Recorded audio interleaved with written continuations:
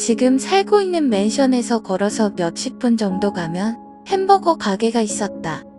프랜차이즈 가게가 아니라 수제버거라는 것을 표방하던 곳이었다.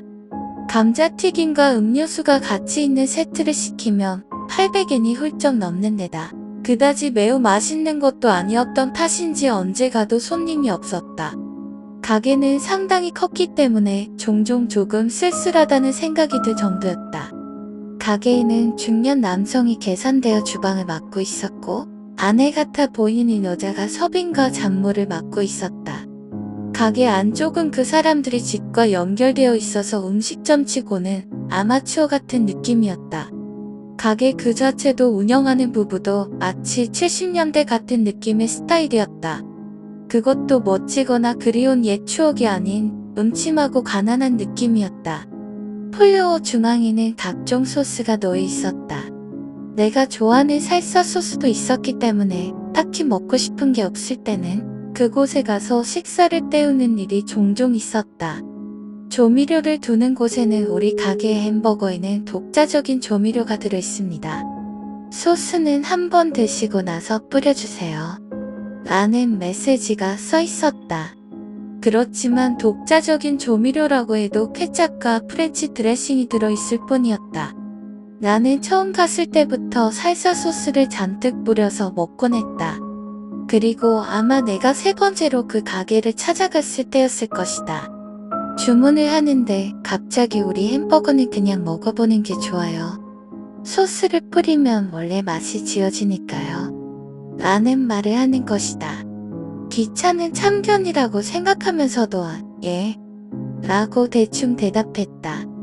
그리고 나는 그날도 살사 소스를 잔뜩 뿌려 먹었다.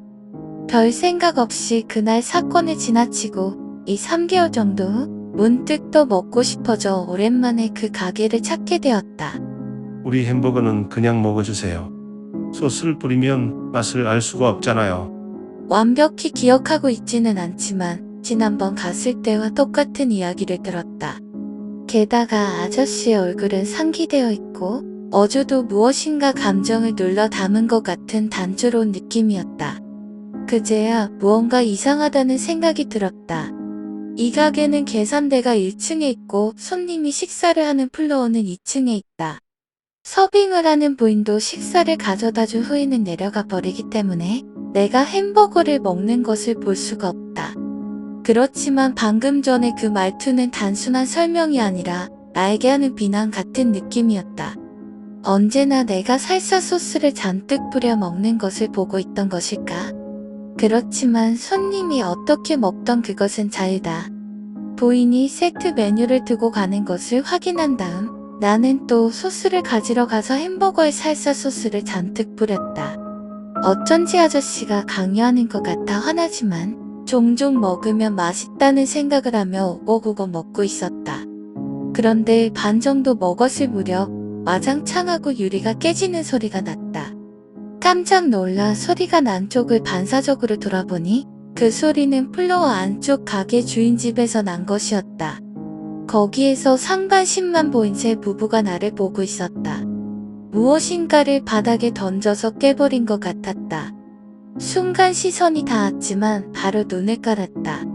나는 그 자리로 가게에서 도망쳐 나왔다. 그저 그 시선이 무서웠다. 그 표정은 나에게 화를 내거나 위해를 가하려는 것은 아니었다.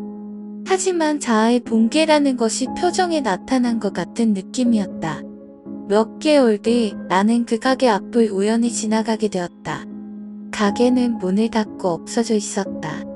앞에 붙은 폐업 공지로 보아 문을 닫은 것은 내가 그 가게를 마지막으로 찾은 지 얼마 안 되어서의 일이었던 것 같다.